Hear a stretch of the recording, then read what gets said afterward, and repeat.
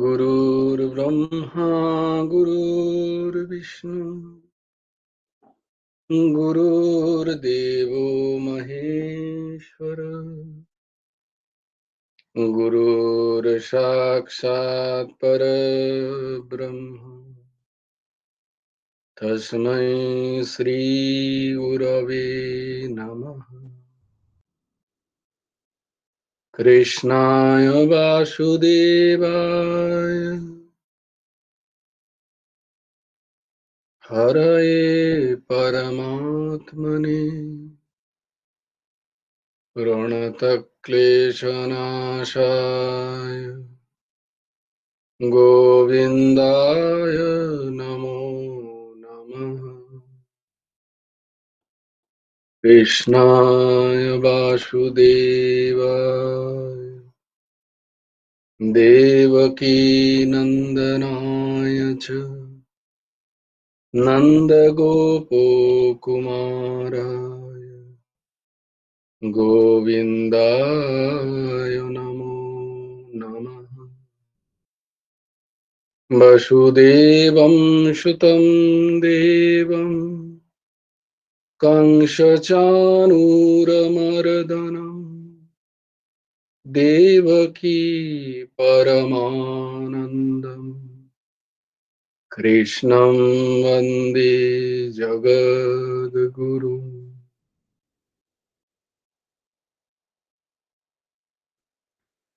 নবকুমার চতুষ্পাঠীর আর একটা অধ্যায়ে তোমাদের সকলকে স্বাগত।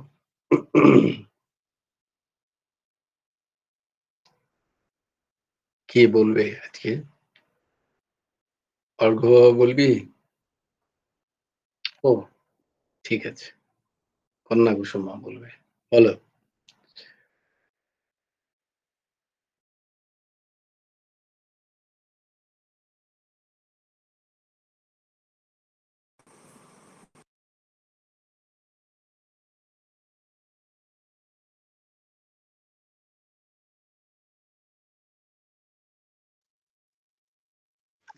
বলো কন্যা কুসুমা। জয় গুরু রাধেশ্যাম। জয় গুরু রাধেশ্যাম। হ্যাঁ জয়গুরু বলো।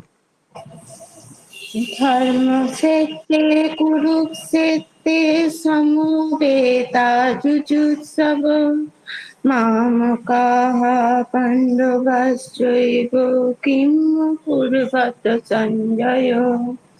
যত্র যোগেশ্বরः কৃষ্ণ যত্র পার্থ ধনুর্ধর তত্র শ্রীবিজয় ভূতির্ধ্রুবা নীতির্মতির্মম। যদা যদা হি ধর্মস্য গ্লানির্ভবতি ভারত অভ্যুত্থানম ধর্মস্য তদাত্মাनं সৃজাম্যহম। পরিত্রাণায় সাধূনাং বিনাশায় চ দুষ্কৃতম ধর্ম সংস্থাপনার্থায় সম্ভবামি যুগে যুগে। কর্মণ্যেবাধিকারস্তে মা ফলেষু কদাচন মা কর্ম ফল হেতুর্ভুঃ মা তে সঙ্গস্তু কর্মণি। যোগস্থ কুরু কর্মাণি সঙ্গম ত্যক্তা ধনঞ্জয়।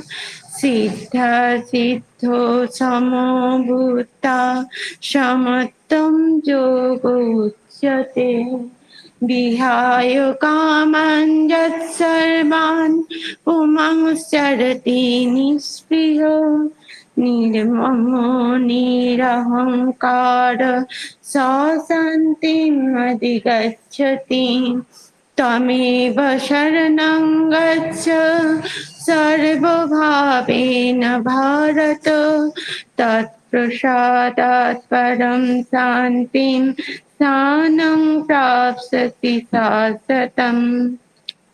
तत् विद्धि प्रणिपातेन परिप्रश्नेन सेवया उपदिक्षन्ति ते ज्ञानं ज्ञानिन तत्तदर्शिनः शुद्धवान् लभते ज्ञानं तत्परो संयतीन्द्रिय ज्ञानं लब्धा परां शान्तिं मचिरेणाधिगच्छति कार्पण्यदोषोऽपहतो स्वभाव पृच्छामि त्वां धर्मसंमुच्येताः यच्छ्रेयसन्निश्चितं गृहीतन्मे शिष्यस्तेऽहं साधिमं त्वां प्रपन्नम् सर्वधर्मान् परित्यज्य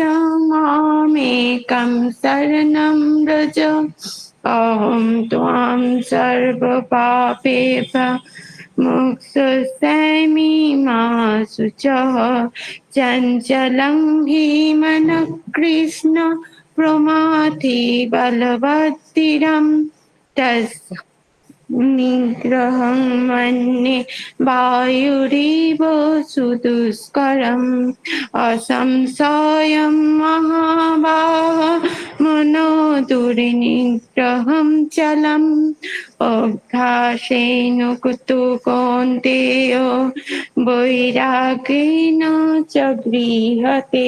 जय गुरु राधेश्याम। মিউট আছে। জয় গুরু রাকেশ। খুব সুন্দর হয়েছে। আজকে আমরা শ্রীমদ্ ভগবদ গীতার 10ম অধ্যায়ের 32 নম্বর শ্লোক আমরা দেখব।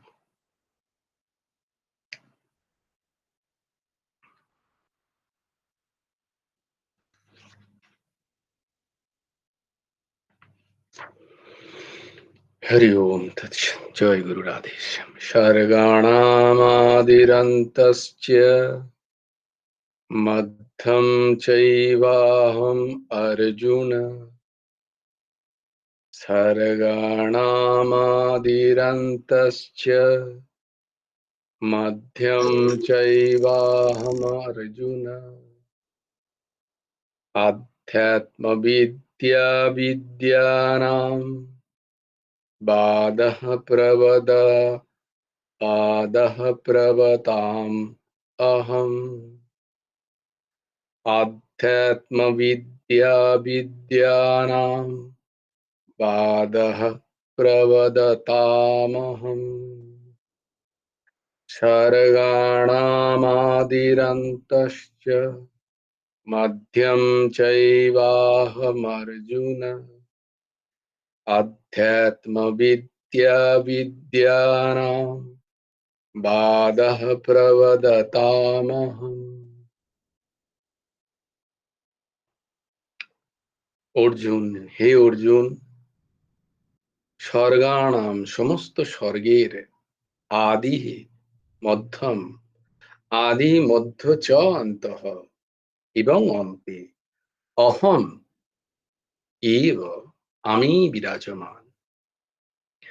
বিদ্যানাম বিদ্যা সমূহের মধ্যে আধ্যাত্মবিদ্যা আধ্যাত্মবিদ্যা চ প্রবদাতম এবং পরস্পর শাস্ত্রার্থকারীদের বাদহ মধ্যে বাদ অহম আমি। হে অর্জুন, সমস্ত স্বর্গের আদি মধ্য এবং অন্তে আমি বিরাজমান। বিদ্যা সমূহের মধ্যে আমি আধ্যাত্ম ব্রহ্মবিদ্যা এবং পরস্পর শাস্ত্রার্থকারীর তার্কিক গণের মধ্যে আমি হলাম বাদ। ভগবান বলছেন স্বর্গাণাম আদিরন্তশ্চ মধ্যম চৈবাহম। যত স্বর্গ, মহাস্বর্গ, আদি আদি সৃষ্টিতে যা আছে এবং সেখানে যত প্রাণীর উৎপত্তি হয়, এই সবের, এই সমস্ত সৃষ্টির আদিতে আমি বিরাজ করি, মধ্যেও আমি বিরাজ করি এবং অন্তেও তা যদি লীন হয়ে যায় তখনও আমি বিরাজ করি। তাৎপর্য এই যে বাসুদেবম সর্বম, সবকিছুই বাসুদেব। এই জগৎ সংসারে যা কিছু দেখছো সব তিনি। সুতরাং জগৎকে এবং এই জগতের যা কিছু আমাদের দৃষ্টিগোচর হচ্ছে তা সবকিছু দেখলেই ভগবানের কথা স্মরণ করা উচিত। আমাদের যেন ভগবানেরই স্মরণ আসে। সেই জন্য দেখো, ভগবান একটা করে বিভূতি বলে এখন কি বলছেন? যে না, সর্বত্র দেখো আমাকে। হ্যাঁ, যেটা তুমি বলছিলে ঊর্ধ্বসীমা সেদিন। বস্তুত ভগবান সেদিকেই নিয়ে যাওয়ার চেষ্টা করছেন আমাদের বারংবার। কিন্তু আমাদের তো সেই স্থিতি নেই। আমাদের সেই আধার তৈরি হয়নি, সেই চোখ তৈরি হয়নি। তাই জন্য ভগবান বিশেষ জিনিসগুলোকে আগে, যেগুলো আমাদের চোখে পড়ছে প্রত্যেকদিন, যার থেকে আমরা উপকৃত, যা আমাদের স্মরণে নিত্য আসছে, তাদেরকে প্রথম ভগবান তার বিভূতির কথা বলে দেখো এখানে কি বলছেন, না যা এই সৃষ্টিতে যা কিছু দেখছো তার আদিতেও আমিই ছিলাম। আমিই একমাত্র বিরাজমান ছিলাম এবং মধ্যেও যা দেখছো তা সবকিছুই আমিই আছি। রূপে মোহিত হয়েও না। রূপ, নাম, এতে মোহিত হয়েও না।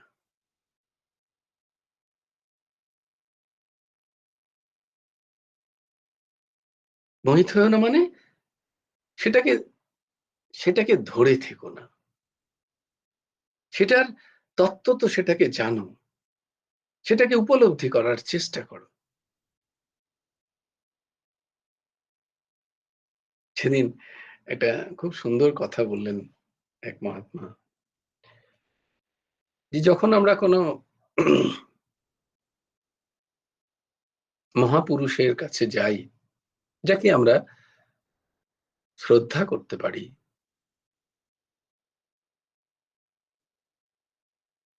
আমাদের প্রথমে তার রূপ, ব্যবহার, স্বভাব আকৃষ্ট করে।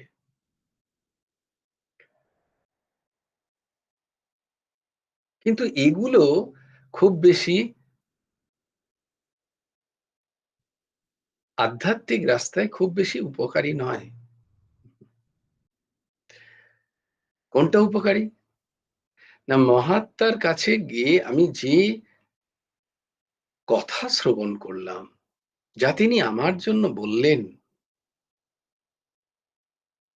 সেইটাকে যদি আমি ধারণ করে আমার জীবন চরিত, আমার জীবনের ব্যবহার যদি আমি করতে পারি, সেটা অনেক বেশি উপকার।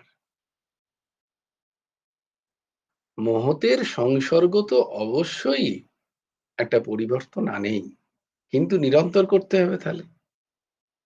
তো মহতের সংসর্গ মানে কি? মহতের কাছে আমি যে কথাগুলো শুনেছি সেটাই মহতের সংসর্গ। তা নাহলে আমাদের গুরুদেবের ওই দোহাটার কথা মনে পড়ে,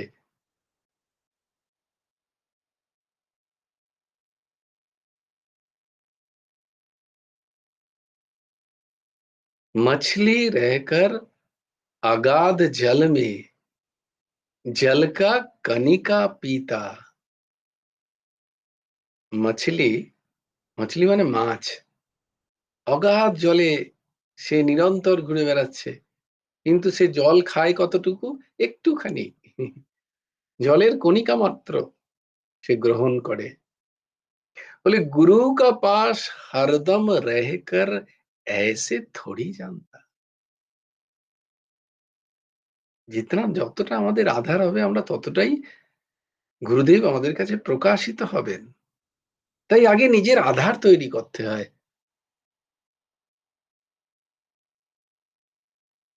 আর গুরুদেবের বাক্যই হবে আমাদের আধার তৈরির মূল। তার বাক্য, তার কথা, সেই কথা অনুযায়ী যদি আমরা আমাদের জীবন চরিত চালাতে পারি, আচরণ করতে পারি, চেষ্টা করতে পারি সেই কথাগুলোকে অনুসরণ করার, ব্যবহারে আনার, তবে দেখব আস্তে, আস্তে, আস্তে, আস্তে আমাদের মধ্যে আধার তৈরি হচ্ছে তাকে গ্রহণ করার।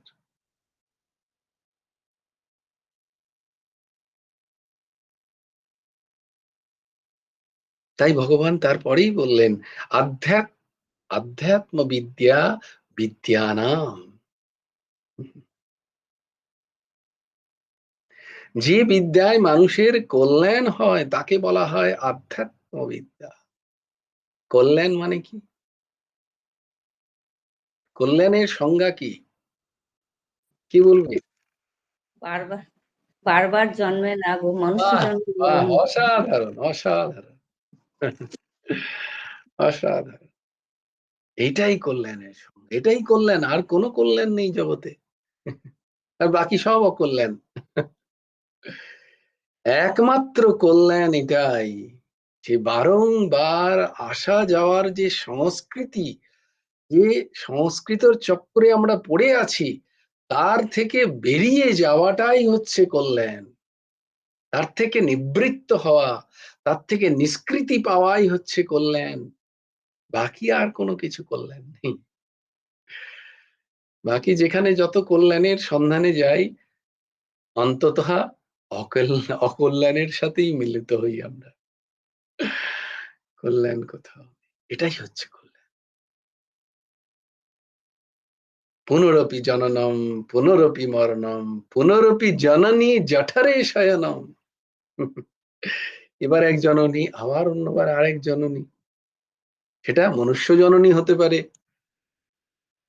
হ্যাঁ?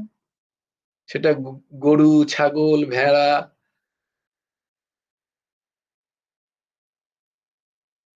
গাধা, উদ্ভিদ, কীট, পতঙ্গ, হেঁসো না? হতে পারে। তাই এবারের মনুষ্য জন্মকে সেই সম্মান দাও। হতে পারে আগের আগের জন্মে আর আমি কোনো মনুষ্য মাতার জঠর পেলাম না তখন। ব্যর্থ গওয়ায়া।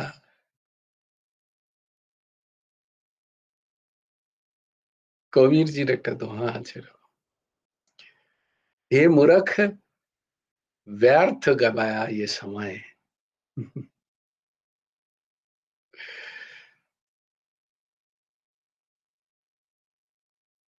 তাই মনুষ্য জন্ম পরম লাভ হচ্ছে এই কল্যাণ প্রাপ্ত করা, তার জন্য চেষ্টা করা। এবং সেই কল্যাণ কিভাবে হবে? না আধ্যাত্ম বিদ্যা দ্বারা। অন্যান্য জাগতিক বিদ্যা থেকে কারো কেউ ছোট করা হচ্ছে না। প্রারব্ধ অনুযায়ী জাগতিক বিদ্যাও আমাদের চাই। কারণ আমাদের এই বাস্তব জায়গাটাকেও আমাদের দেখতে হবে। তার মধ্যে থেকেই আমাদের নিজেকেও চিনে নিতে হবে।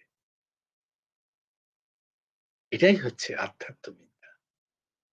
আমরা যেন সেখানেই ফেঁসে না থাকি। কারণ যেকোনো বিদ্যা, জাগতিক যেকোনো বিদ্যা তুমি যতই আহরণ করো না কেন, কেউ বলতে পারবে না যে আমি সেই বিদ্যার সবটুকু জেনে গেছি। কোথাও না কোথাও মনে হবে যে না আরো জানার আছে, আরো অনেক কিছু জানার আছে। যেকোনো জাগতিক বিদ্যায়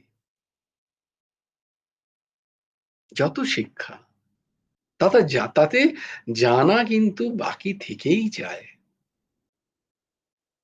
কিন্তু আধ্যাত্মবিদ্যা যদি কেউ প্রাপ্ত হয়ে যায় ঠিক ঠিক, তাহলে তার আর কোনো জানা বাকি থাকে না।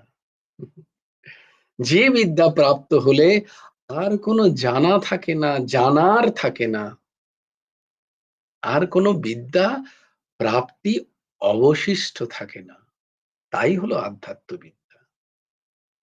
তাই ভগবান আধ্যাত্ম বিদ্যাকে তার বিভূতি বলে জানিয়েছেন। বাদঃ প্রবদাত প্রব প্রবদতামহং। আগেতে শাস্ত্র বাদ বিবাদ হতো, শাস্ত্র চর্চা হতো পণ্ডিতদের মধ্যে। এই চর্চায় ৩ প্রকার চর্চা হতো। এক প্রকারকে বলা হতো জল্প। এই তর্কে কি হতো, যুক্তি এবং প্রযুক্তির দ্বারা নিজের পক্ষকে, নিজের যে মত সেইটিকে সমর্থন, এবং অপর পক্ষকে, অপরের যা মত সেই পক্ষকে খণ্ডন করা, সেই মতকে খণ্ডন করে দেওয়া, মিথ্যা প্রমাণিত করা, এবং নিজের পক্ষের যে মত সেটাকে তার জয় এবং অপর পক্ষকে পরাজিত করার চিন্তায় যে শাস্ত্র আলোচনা হয় তাকে বলা হতো জল্প। দ্বিতীয় হচ্ছে বিতণ্ডা। বাক বিতণ্ডা আমরা শুনেছি। তো কথাটা হচ্ছে বাদ বিতণ্ডা।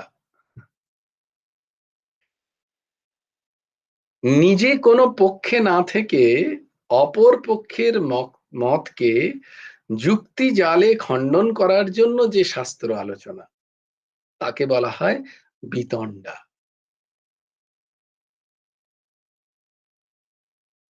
আচ্ছা, বিতণ্ডাকে অনেক সময় ঝগড়ার সাথে তুলনা করে দেওয়া হয়। ঝগড়া আলাদা, বিতণ্ডা আলাদা কিন্তু।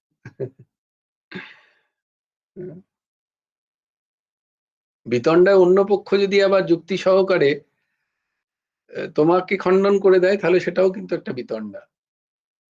তো বিতণ্ডা আলাদা, বিতণ্ডাতে যুক্তি থাকতে হবে, আর ঝগড়াতে কোনো যুক্তি থাকে না। সেদিন কেন হাসি পেলো, সেদিন একটা জায়গায় যাচ্ছিলাম বর্ধমানে, দারুণ জিনিস। একটা টোটো, আমরা হেঁটে হেঁটে যাচ্ছিলাম, একটা টোটো এসছে, এটা ঠিক ঠিক রাস্তা দিয়ে টোটোটা যাচ্ছে, অপর দিক থেকে একটা স্কুটিতে চেপে এক ভদ্রলোক এসছেন, সে ভুল রাস্তায়, তো টোটোটা বলছে তুমি ওই দিক দিয়ে যাও। তো স্কুটিতে যে বসে আছে সে ভদ্রলোক, সে টোটোকে আটকে রেখেছে উল্টো দিকে দাঁড়িয়ে দিয়ে বলছে যাবো না। আমরা, আমাদের হাসি আমরা রুখতে পারিনি। এটা হচ্ছে ঝগড়া, এটা বিতণ্ডা নয়। বিতণ্ডাতে যুক্তি থাকে, নিজের পক্ষকে সমর্থন এবং অপর পক্ষকে যুক্তি দ্বারা খণ্ডন করতে হবে। গা জড়ি বা গলার আওয়াজ দিয়ে নয়।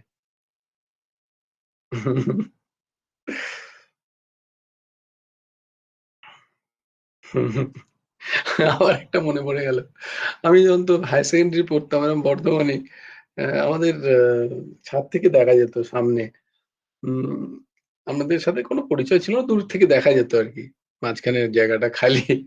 তো সেখানে এরকম দুজনের ফেন্সিং আছে আর কি, মানে দুজনের এরকম কি বলে, উম, কি বলে, দেওয়াল পাঁচিল আর কি, টেম্পোরারি পাঁচিল। তো একজন একজনের সাথে ঝগড়া করতো, তো একজন কি করতো, দরজা খুলে এসে দু একটা কথা বলে আবার দরজা বন্ধ করে ঢুকে যেত। যে এইদিকের মা, সে কন্টিনিউয়াস চেঁচিয়ে যেতেন আর কি। আর উনি আবার মাঝখানে একবার দু একবার আসবেন, কিছু একটা টুকটাক বলে দিলেন, আবার দরজা বন্ধ করে ভেতরে ঢুকে গেলেন। আর ইনি বকে, ইনি চেঁচিয়েই চলেছেন, চেঁচিয়েই চলেছেন। তো আমার সেই ঘটনার কথা মনে হচ্ছে। এগুলো হচ্ছে ঝগড়া, এগুলো বিতণ্ডা নয়। তো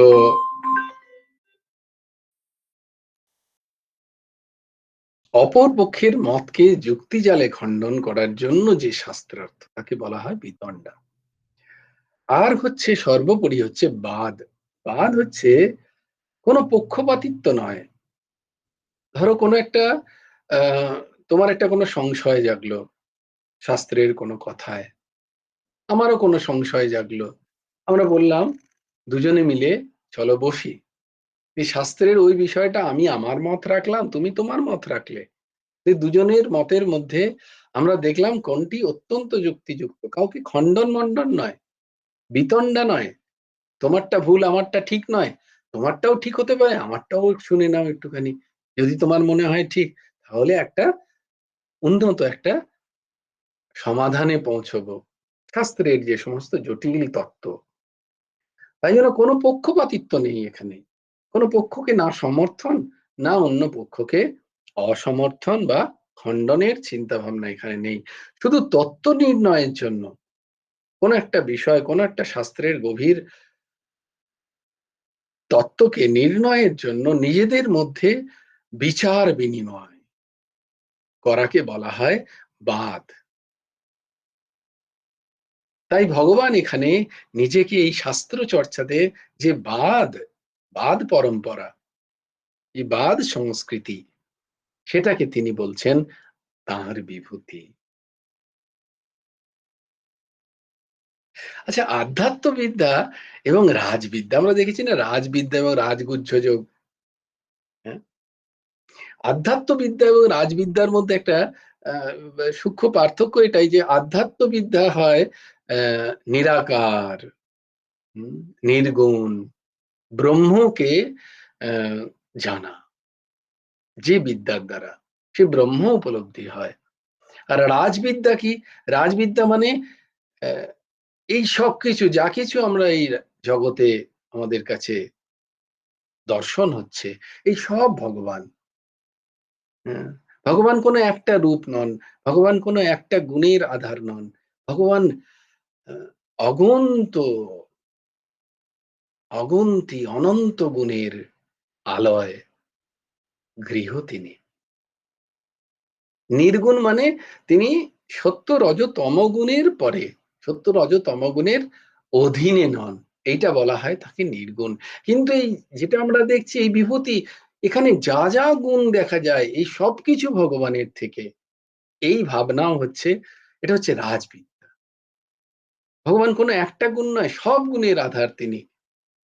তিনি ভালো গুণেরও আধার, তিনি মন্দ গুণেরও আধার। এই সমস্ত গুণের আধার ভগবান। আর এই যা কিছু রূপ দেখছি সব কিছুই ভগবানের রূপ। এটাকে বলা হয় রাজবিদ্যা, যেখানে সগুণ সাকারের রূপে ভগবানের আরাধনা। সমস্ত দেশ কাল বস্তু পরিস্থিতি ঘটনা ব্যক্তি এসব কিছু যেন সেই নিত্য ভগবানেরই প্রকাশ। এটা হচ্ছে রাজবিদ্যা। এই আধ্যাত্মবিদ্যাকে ভগবান শ্রেষ্ঠ কেন বলছেন? না, যা প্রাপ্ত হলে আর আমাদের বারংবার এই ফিরে আসা, এসে ত্রিতাপ দগ্ধ জ্বালায় আমাদের জ্বলতে হয় না। হুম, আদি ভৌতিক হলো, দেখো কলকাতায় আদি ভৌতিক হলো, সরি আদি দৈবিক হলো, আদি দৈব। আদি দৈব কারুর কোনো হাত ছিল? কে বলেছিল বলো এরকম বৃষ্টিতে? কারুর কোনো হাত নেই। অত বৃষ্টি যে হবে কে জানবে? তুমি পুরসভাকে বলবে, সে তো জানে না যে ওই ওই স্তরের বৃষ্টি হবে। আদি দৈব ভুগতে হলো আমাদের। তাপ, এটাকে একটা তাপ বলা হয়, আদি দৈব তাপ। কারুর হাত নেই। আদি ভৌতিক তাপ, মশা মাছি কীট পতঙ্গ মানুষজন আত্মীয় স্বজন পাড়ার মানুষ যারা যারা আছে সবাই, হুম হুম, তারা আমাদেরকে তাপ দেয় কিছু না কিছু, আমরাও দিই তারাও দেয়। Give and take policy. আমরা যদি না দিই তারাও দেবে না। বলে না এরম তো হয় না, বলে না এরমটা এবারে প্র্যাকটিস করো, সামনে তাহলে সেরকম পাবে।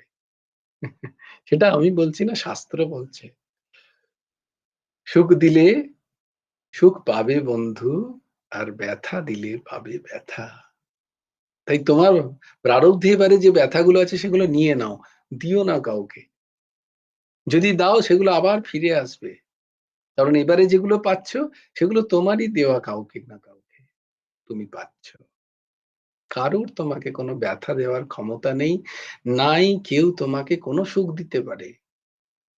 না কেউ তোমাকে কোনো সুখ দিতে পারে, না কেউ তোমাকে কখনো কষ্ট দিতে পারে। কারোর কোনো ক্ষমতা নেই। তোমারই কর্ম তোমাকে সুখ দেয়, তোমারই কর্ম তোমাকে ব্যথা দেয়। আমারই কর্ম।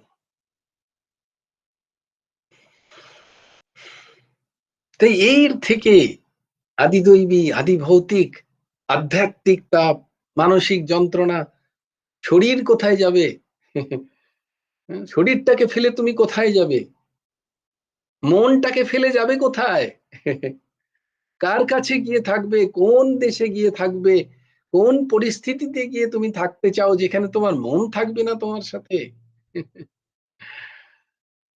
হুম?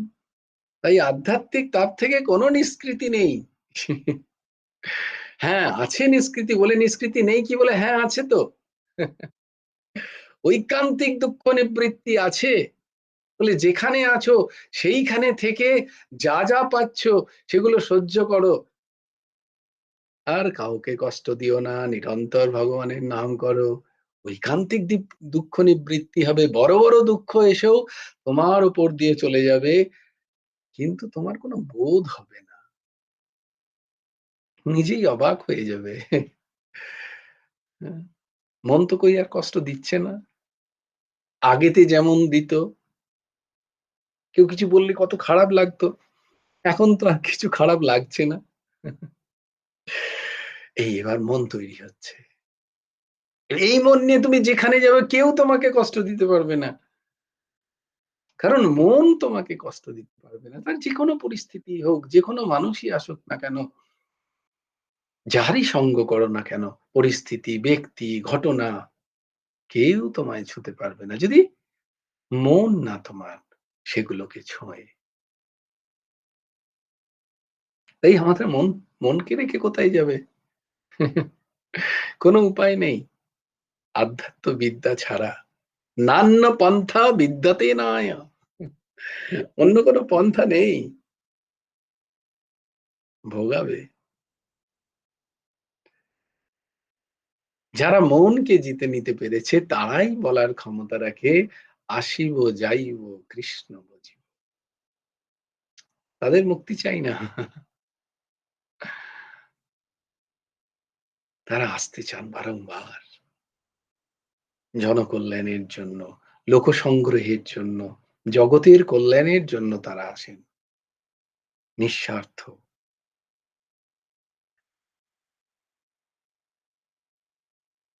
বলছেন এই আধ্যাত্ম বিদ্যা বা আধ্যাত্ম জ্ঞান যত সহজ, যত সরল, যত সুবোধ্য, সেই রকম আর কোনো বিদ্যা নেই এই সংসারে। অথচ আমরা ভাবি আধ্যাত্মবিদ্যা বড্ড শক্ত। বড় বড় ম্যাথ সলভ করে দেবো আমরা, বড় বড় ফিজিক্সের থিওরি মনে রেখে দিতে পারছি। হুম? কবে কবে রান্না শিখেছিলাম সেই সব রান্না সারা জীবন মনে থাকে আমাদের। শুক্তোতে কি কি কি কি কি কি পড়ে সব জানি। অথচ দেখো আধ্যাত্মবিদ্যা কত সোজা, বারবার বলছে যে তুমি যখন ছোটবেলায় যে ছিলে সে কই? তুমি যাকে মনে করো যে আমি ছোট ছিলাম সে কই? ফটোতে দেখাতে পারো। ওই দেখো আমি খেলনা নিয়ে খেলছি, সে কই? সেই সেই সে তাকে তো দেখা যাচ্ছে না। তাহলে তুমি যেমন ছিলে এখন তুমি সেরকম নেই। তুমি পুরো পরিবর্তন হয়ে গেছো। তুমি যেরকম বলতে এখন তুমি আর সেরকম বলো না। তুমি যেরকম ব্যবহার করতে এখন তোমার ব্যবহার একেবারে আলাদা। তুমি যেরকম ভাবতে এখন তোমার ভাবনাও আলাদা। সম্পূর্ণ একটা নতুন মানুষ।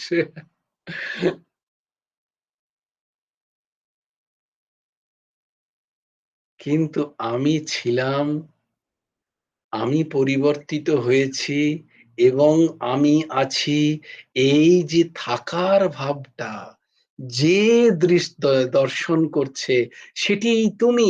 এত সহজ সরল ভাবটাকে গ্রহণ করা আমাদের পক্ষে খুব কঠিন মনে হয়।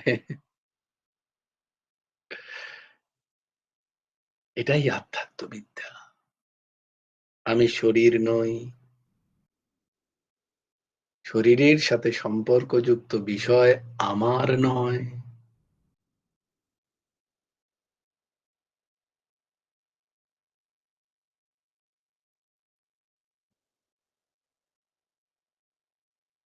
এইটা শিখতে গিয়ে আমাদের 18টা অধ্যায় শুধু পড়তে গিয়েই হবে না, বারংবার এর চর্চা করলে তবে এটা সরল কথাকে দেখো। আর যেটা নিরন্তর আছে, যার জন্য কোথাও যেতে হবে না, কিচ্ছু করতে হবে না, কোনো পয়সা খরচা নেই, কোনো টিউশনেরও প্রয়োজন নেই, যা তোমার সাথে নিত্য আছে, নিরন্তর আছে, যে শিক্ষা, যে বিদ্যা, যা অতি সরল, যাহা শিখে গেলে আর কোনো বিদ্যার প্রয়োজন নেই, আর কোনো জানার অবশিষ্ট থাকে না। সেই আধ্যাত্মবিদ্যাকে ভগবান বলছেন, সেই বিদ্যা আমি, তাঁরই বিভূতি। জয় জয় শ্রী রাধে, জয় জয় শ্রী সীতারাম, হর হর মহাদেব। ভজ গুরু হেমন্ত দেব রাধে শ্যাম, জপ হরে কৃষ্ণ হরে রাম। জয় জয় শ্রী রাধে, জয় জয় শ্রী রাধে, জয় জয় শ্রী রাধে। হরি বলো, হরি বলো, হরি হরি বলো। জয় গুরুদেব, জয় গুরুদেব, জয় গুরুদেব। জয় জয় পরমংশ ঠাকুর শ্রী শ্রী হেমন্ত দেব। জয় জয় গুরু রাধে শ্যাম, রাধে শ্যাম, রাধে শ্যাম, শ্যাম শ্যাম রাধে রাধে, রাধে কৃষ্ণ, রাধে কৃষ্ণ, কৃষ্ণ কৃষ্ণ রাধে রাধে। জয় গুরু রাধে শ্যাম। শ্রী গুরার্পণমস্তু, শ্রী হেমন্ত দেবার্পণমস্তু। জয় গুরু রাধে। জয় গুরু রাধেশ্যাম ভাই। হ্যাঁ দিদি বলো। এই কালকে যে বললেন না ভাই, 5টা প্রাণের সোপান, ও উদ্যান, সমান, আপান, আর একটা কি ধ্যান। প্রাণ, হ্যাঁ, প্রথমে প্রাণ, প্রাণ, হ্যাঁ, প্রাণের পরে অপান, অপান, তারপরে তারপরে উদ্যান, সমান, সমান, আচ্ছা, হ্যাঁ, তারপরে উদান, হ্যাঁ, আর একটা ব্যান, ব্যান। বয়ে একার। ব্যানটা হচ্ছে বয়জফলা আকার অন্তস্থ আকার ন, আচ্ছা, ব্যান, ব্যান। এই ব্যান হচ্ছে সমস্ত প্রাণগুলোকে, সমস্ত ইন্দ্রিয়র যত প্রাণ আছে তাদের সমন্বয় বজায় রাখে ব্যান। আর প্রাণ হচ্ছে মুখ্য। তো ওই নিয়ে দেখা পরে আলোচনা করা যাবে। হ্যাঁ, আবার তার ওই প্রাণ, এগুলো মুখ্য প্রাণ। আবার 5টা গৌণ প্রাণ আছে, তাদের আবার আলাদা আলাদা কর্ম আছে, ক্রিয়া আছে শরীরের মধ্যে। কঠিন ব্যাপার। যাক, পরে সুযোগ পেলে নিশ্চয়ই সেই নিয়ে আলোচনা হবে। ভালো থেকো, সবাই ভালো থেকো। জয় গুরু রাধেশ।